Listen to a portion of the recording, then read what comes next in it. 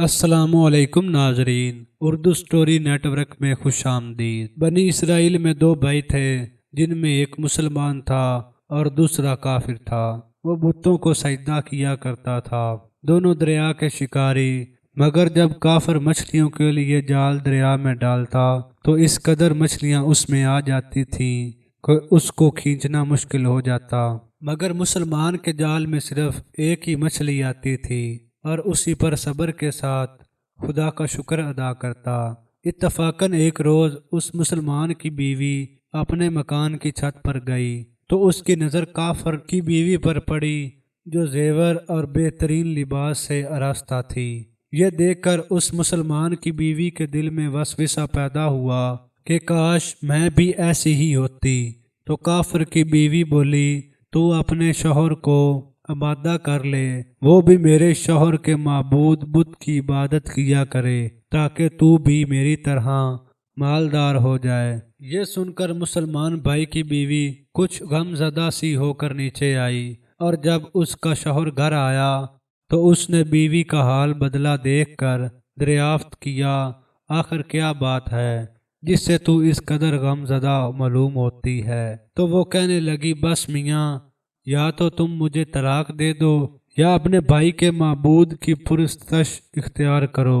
یہ سن کر اس کے شوہر نے کہا، خدا کی بندی، تو خدا سے نہیں ڈرتی؟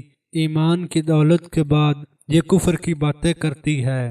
تو عورت بولی، بس مجھ سے اب زیادہ باتیں نہ بناؤ، میں ننگی بوچی نہیں رہ سکتی، جبکہ دوسری عورتوں اور خصوصاً تیرے بھائی کی بیوی کو میں دیکھ رہی ہوں کہ وہ زیورات اور عمدہ عمدہ لباس سے آراستہ رہتی ہے۔ جب اس مرد مومن نے دیکھا کہ عورت ضد پر اتر آئی ہے اور اس کا اصرار بڑھ چکا ہے تو اس نے عورت کو تسلی دی، کہا، اچھا، گھبرانے کی ضرورت نہیں ہے، میں کل سے کاریگروں اور مزدوروں میں جا کر محنت کر کے تجھے روزانہ 2 درہم دیتا رہوں گا، اس سے اپنی حالت درست کر لینا۔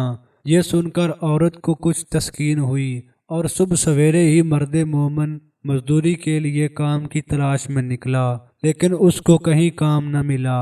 یہ دیکھ کر وہ دریا کے کنارے پہنچا اور شام تک اللہ کی عبادت میں مصروف رہ کر رات کو جب گھر آیا تو بیوی نے دریافت کیا، آج تم کہاں تھے؟ وہ کہنے لگا، میں بادشاہ کی خدمت میں تھا، اس نے مجھ سے 30 دن کام کرنے کی شرط کی ہے۔ عورت بولی کہ آخر وہ بادشاہ تم کو کیا دے گا؟ تو اس نے جواب دیا کہ میرا بادشاہ بڑا کریم ہے اور اس کے خزانے مال و دولت سے بھرے ہوئے ہیں، وہ مجھے وہ دے گا جو میں چاہوں گا۔ چنانچہ اسی طرح برابر وہ اپنے معبود برحق کی عبادت میں مصروف رہا۔ اور 30ویں رات ہوئی تو بیوی نے کہا، سنو میاں، اگر کل تم نے مجھے مزدوری لا کر نہیں دی تو تم پر مجھے طلاق دینا لازم ہو جائے گا۔ یہ سن کر وہ مسلمان پریشان سا ہو گیا، اور 30ویں صبح کو اس نے ایک یہودی سے کہا، کیا تم مجھے مزدوری پر لگا لو گے؟ یہ سن کر یہودی کہنے لگا، ہاں، تم کو مزدوری مل جائے گی، لیکن شرط یہ ہے کہ میرے پاس تمہارے کھانے پینے کا کوئی انتظام نہیں۔ چنانچہ وہ مرد مومن روزہ کی نیت کر کے یہودی کے ساتھ ہو لیا۔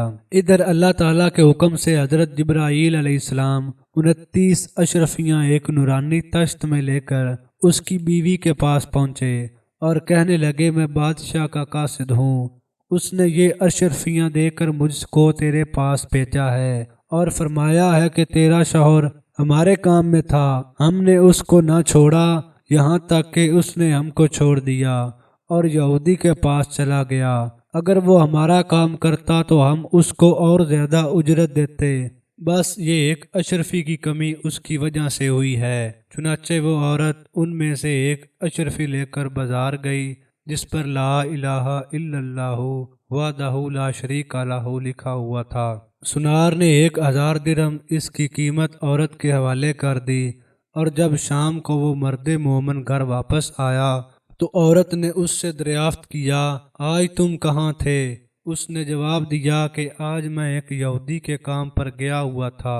تو بیوی کہنے لگی، آخر بادشاہ کی خدمت ترک کر کے تم دوسرے کی خدمت کیوں کرتے ہو؟ پھر اس کو اشرفیوں کا واقعہ سنایا جس کو سن کر وہ مرد مومن روتے روتے بے ہوش ہو گیا، اور جب اس کو ہوش ہوا تو بیوی سے کہنے لگا، افسوس کہ میں نے بادشاہ جہاں کی خدمت کا حق اپنے اوپر لازم نہ کیا۔ اس کے بعد اس شخص نے عورت کو چھوڑ دیا اور پہاڑوں پر چلا گیا، جہاں خدا کی عبادت ہی میں مصروف رہ کر اس کا انتقال ہو گیا۔ اللہ تعالیٰ اس پر اپنا رحم فرمائے، آمین۔ دوستو، اس واقعہ سے ہمیں سبق ملتا ہے، سچ ہے اللہ کے خزانوں میں کوئی کمی نہیں ہے، وہ بندے کو اس کی عبادت کا صلہ ضرور دیتا ہے، اگرچہ بعض دفعہ کسی حکمت کی بنا پر اس کے ہاں دیر ہو جاتی ہے، لیکن بہرحال اندھیر پھر بھی نہیں، وہ اپنے بندوں کو ضرور دیتا ہے۔ اللہ تعالی ہم سب کو صبر و شکر کے ساتھ رہ کر زندگی گزارنے کی توفیق عطا فرمائے، آمین۔ دوستو، ویڈیوز کو لائک اور چینل کو سبسکرائب ضرور کریں، شکریہ۔